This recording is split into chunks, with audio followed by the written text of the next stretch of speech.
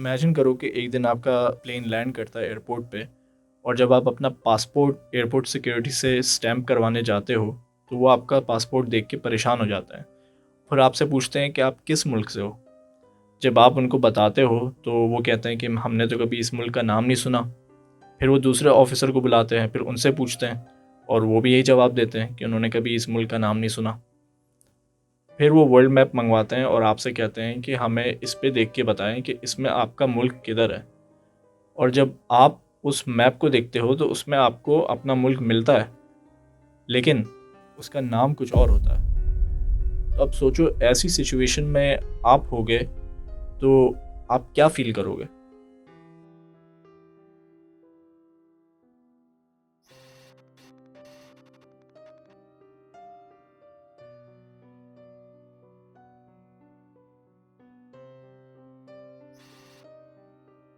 तो क्या हाल है भाई और उनकी बहनों।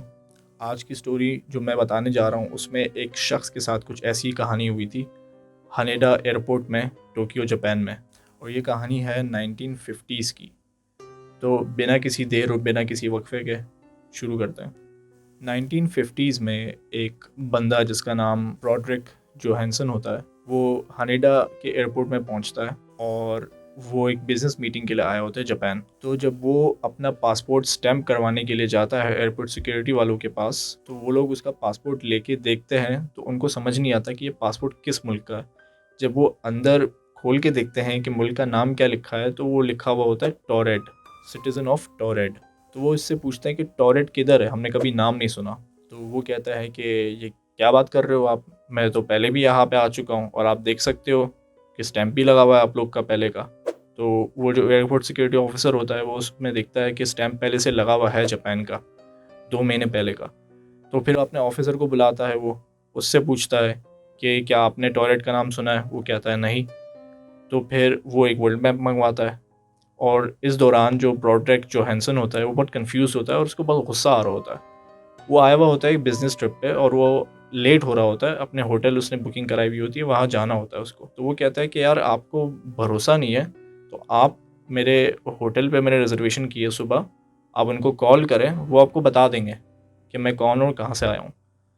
तो जिस होटल का वो नाम लेता है उस शहर में वो होटल होता तो है, लेकिन जब एयरपोर्ट सिक्योरिटी वहाँ कॉल करती है तो होटल वाले इनकार कर देते हैं कि हमारे पास कोई ब्रॉडरिक जोहानसन नाम की रिजर्वेशन नहीं है। तो फिर वो जब मैप मंगवाते हैं तो वो ब्रॉडरिक से कहते हैं कि इस मैप पे हमें देख के बताओ कि यहाँ पे टॉरेट किधर है, क्योंकि हमने नहीं देखा, ना हमने नाम सुना है। ब्रॉडरिक जब वो मैप देखता है तो उसको अपना मुल्क उसमें नज़र तो आता है, यानी जियोग्राफिक लोकेशन तो उसको पता होती है, लेकिन उसमें नाम कुछ और लिखा हुआ होता है। उस पे लिखा हुआ होता है Andorra, the principality of Andorra, जो कि फ्रेंच के एरिया में आता है। तो उसको जापानीज़ भी आती है फ्लुएंट और उसको फ्रेंच भी आती है, क्योंकि वो फ्रेंच का डिसेंडेंट होता है, उसके एंसेस्टर्स जो है वो फ्रेंच होते हैं, फ्रांस के होते हैं। तो मैप पे ये देख के वो परेशान हो जाता है और उसको गुस्सा आ जाता है कि ये आपने किस तरह का मैप मुझे ला के दिया है। वो कहता है द किंगडम ऑफ टोरेड has been around for 1000 years, 1000 साल से ये किंगडम मौजूद है और मैं यहाँ पहले भी आया हूँ और आपका स्टैंप भी लगा हुआ है, लेकिन आप फिर भी मुझे मना कर रहे हो और आप मुझे अजीबोगरीब मैप ला के दे रहे हो। तो एयरपोर्ट सिक्योरिटी परेशान हो जाती है कि अब हम क्या करें इसका। तो वो सिक्योरिटी ऑफिसर्स बुलाते हैं और वो लोग उनसे कहते हैं कि आप अपने डॉक्यूमेंट्स हमें दे दें, हम इस मामले को सॉर्ट आउट करने की कोशिश करते हैं, आप आ जाएं, हम आपके साथ बात करते हैं कि मसला क्या है। तो उसके पास जो भी करेंसी होती है, उसकी जेब में करेंसीज भी होती है, और जो भी करेंसीज होती है वो सब वैलिड होती है सिवाय एक करेंसी के। वो करेंसी होती है टोरेट की, जो उन्होंने कभी देखी नहीं है। उससे वो करेंसी ले लेते हैं, उसके ट्रैवल डॉक्यूमेंट और पासपोर्ट ले लेते हैं और वो उसको एक सेफ में रख देते हैं।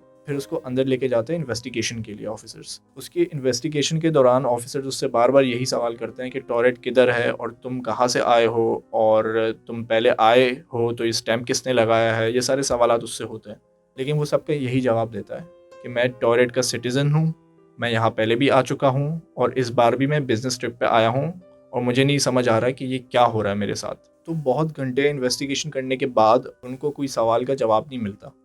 तो वो उनसे कहते हैं कि आप ऐसा करें, हम आपको एक होटल रूम देते हैं, आप जाके आराम करें और हम कोशिश करते हैं कि इस मामले को हम कल सुबह में सॉर्ट आउट कर दें। तो उसके लिए एक होटल रूम बुक करवा दिया जाता है और उसको वहाँ भेज दिया जाता है और उसको कहते हैं कि आप यहाँ पे रेस्ट करें, हम फिर कल आपसे मुलाकात करते हैं और फिर कल हम इस मामले को सॉर्ट आउट करते हैं। तो वो होटल रूम तो चला जाता है, लेकिन वो वहाँ पे उसको अकेले नहीं छोड़ते। वो वहाँ पे 2 गार्ड्स भेज देते हैं जो 24 घंटे उस होटल रूम का जो एक ही दरवाज़ा है बाहर जाने का, उसको गार्ड करें। होटल रूम में भी एक खिड़की होती है सिर्फ, और वो खिड़की जो है वो 15th फ्लोर पे होती है, तो वहाँ से भी इंसान नहीं जा सकता, निकल नहीं सकता वहाँ से। तो कुछ देर बाद ब्रॉड्रिक कंप्लेन करता है कि उसको सर में दर्द हो रहा है, तो वो होटल रूम सर्विस मंगवाता है, खाना मंगवाता है, खाना खा लेता है, वो फिर सोने की करता है। तो रात में जब वो सो जाता है तो सुबह का जब टाइम आ जाता है तो जो 2 गार्ड्स को ड्यूटी पे लगाया हुआ होता है उनको कॉल आती है कि आप इनको इन्वेस्टिगेशन के लिए दोबारा ले आए।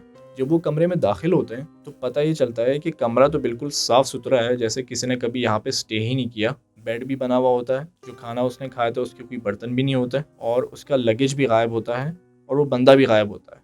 ब्रॉड्रिक जोहानसन गायब हो जाता है बिल्कुल। तो वो ऑफिसर्स परेशान हो जाते हैं। वो जब अपने सुपीरियर्स को बताते हैं तो सुपीरियर्स उनको सुना देते हैं कि तुम लोगों ने ज़रूर ये दरवाज़ा छोड़ा होगा तभी वो निकला है, वरना एक इंसान यहाँ से कैसे निकल सकता है। एक ही इसका एंट्रेंस है और वही इसका एग्ज़िट है। अगर तुम कहते हो कि 24 घंटे तुम इधर ही थे तो ये फिर कहाँ गया। अब ये तो हो गई एक अजीब बात कि कमरे के अंदर से अपने लगेज समेत ये बंदा गायब हो गया है। दूसरी बात यह है जो उसको और अजीब बनाती है, वो ये है कि उसके जो ट्रैवल डॉक्यूमेंट्स और पासपोर्ट इन्होंने सेफ में अपने पास रखे थे एयरपोर्ट में, वो डॉक्यूमेंट्स भी उसके साथ गायब हो जाते हैं, जैसे ये बंदा कभी यहाँ आया ही नहीं था। तो ये थी स्टोरी ब्रॉड्रिक जोहानसन की, द मैन फ्रॉम टोरेड, एक ऐसा मुल्क जो एग्जिस्ट ही नहीं करता। और ये स्टोरी 1950s की है, यानी 1950s से लेके अब तक इस स्टोरी का कोई कंक्लूसिव रिजल्ट सामने नहीं आया। अब इस तरह की स्टोरीज़ में बहुत सारी थ्योरीज आ जाती है, और ज़्यादातर थ्योरीज साइंस फिक्शन के ऊपर होती है, क्योंकि कोई लॉजिकल चीज़ इसको एक्सप्लेन नहीं कर सकती। तो इसमें सबसे माने जाने वाली जो थ्योरी है वो ये है कि ब्रॉड्रिक जोहानसन जब फ्लाइट पे था और हानेडा एयरपोर्ट पहुंचने वाला था, तो उस दौरान उसका माइंड एक पैरेलल यूनिवर्स के ब्रॉड्रिक जोहानसन के साथ स्विच हो गया। अब आप बोलोगे पैरेलल यूनिवर्स क्या है? तो साइंटिस्ट का मानना है, और बहुत सारे साइंटिस्ट इस चीज़ को मानते हैं और थियोरेटिकली और साइंटिफिकली भी इसको प्रूव करने की कोशिश कर रहे हैं कि पैरेलल यूनिवर्सेस एग्जिस्ट करती है। बेसिकली थ्योरी ये है कि जिस यूनिवर्स में हम रह रहे हैं उसके मल्टीपल डुप्लीकेट्स हैं जो कि हमारे यूनिवर्स के पैरेलल चल रहे हैं बिल्कुल। यानी जैसे इस यूनिवर्स में मैं यहाँ पे बैठा हूँ, दूसरे यूनिवर्स में मैं थोड़ा सा आगे होके बैठा हूँ, तीसरे में मैं दूसरे कमरे में हूँ, चौथे यूनिवर्स में मैं किसी और घर में हूँ, पांचवें यूनिवर्स में मेरा नाम कुछ और है, छठे यूनिवर्स में मेरी 2 शादी है। तो इस तरह इन्फिनिट यूनिवर्सेस एग्जिस्ट करती है, और साइंटिस्ट का मानना है कि वो इन्फिनिट पॉसिबिलिटीज़ होती है उसमें, यानी कुछ भी हो सकता है। और होता यह है कि कभी कभार साइंटिफिकली ये लोग इसको प्रूफ करना चाह रहे हैं कि जो पैरेलल यूनिवर्सेस है वो कभी कभार आपस में ओवरलैप करती है, यानी एक दूसरे से टकरा जाती है। तो उससे होता यह है कि कुछ चीज़ें यूनिवर्स में चेंज हो जाती है। तो इस थ्योरी के मुताबिक ब्रॉड्रिक जोहानसन के साथ कुछ ऐसा ही हुआ था। हो सकता है कि ब्रॉड्रिक जोहानसन का जो दूसरे यूनिवर्स का बंदा था वो यहाँ आ गया और यहाँ वाला उधर चला गया। उसके कॉन्शियसनेस यानी उसके दिमाग यहाँ पे आ गया टोरेड वाले का, और यहाँ पे जो एंडोरा में रहता था उसका उधर चला गया टोरेड वाले में। तो ये यहाँ परेशान हो रहा था और वो वहाँ परेशान हो रहा था कि मैं कहाँ आ गया हूँ और मेरा मुल्क कहाँ गायब हो गया। और ये डिफरेंसेस जो है ये बहुत स्लाइट होती है, ज़रूरी नहीं है कि बहुत बड़ा चेंज हो, स्लाइट डिफरेंसेस भी आ सकती है इस मल्टीवर्स थ्योरी के मुताबिक। तो अब सवाल ये उठता है कि वो आ तो गया, तो वो वापस कैसे चला गया। तो इसी थ्योरी में लोग ये भी कहते हैं कि जब इसको सर में दर्द हो रहा था तो तब यूनिवर्सेस अपने आप को करेक्ट करने की कोशिश कर रही थी, और इसी वजह से जब यूनिवर्स करेक्ट हो गया, वापस अपनी जगह पे आ गया, ओवरलैप हट गया, तो ये बंदा वापस अपने यूनिवर्स में चला गया और वो वाला बंदा वापस इस यूनिवर्स में आ गया। तो अब ये नहीं कह सकते कि वो इस यूनिवर्स में जब वापस आया तो वो कहाँ चला गया, उसी जगह पे तो वापस नहीं आया। हो सकता है ये बंदा भी जब वहाँ पे गया हो अपने यूनिवर्स में वापस, तो वहाँ पे भी वो उस जगह पे ना गया हो जहाँ पे वो था। तो इसमें बहुत सारे मल्टीपल चीज़ें आ जाती है, तो बहुत कम्प्लेक्स थ्योरी है। लेकिन इस सिचुएशन को, इस स्टोरी को, इस कहानी को एक्सप्लेन करने का शायद सिर्फ यही तरीका है। अब सबसे बड़ा सवाल ये आता है कि क्या ये साइंस फिक्शन है या ये रियल स्टोरी है। तो इस सवाल का जवाब हाँ भी है और ना भी है। इसकी वजह यह है कि ऐसा शख्स सच में आया था इसी नाम की जगह से और सच में गायब हुआ था। रियल स्टोरी के ऊपर ये इवेंट्स बेस्ड है। लेकिन ये स्टोरी मैं आपको अभी नहीं बताऊंगा, इसका मैं पार्ट 2 बनाऊंगा। अगर आपको इसका पार्ट 2 देखना है तो प्लीज़ लाइक करें इस वीडियो को। 50 लाइक्स पे मैं आपको नेक्स्ट पार्ट शेयर करूंगा, जिसमें मैं एक्सप्लोर करूंगा कि ये बंदा जो आया था ये कौन था, कहाँ से आया था और ये किधर गया।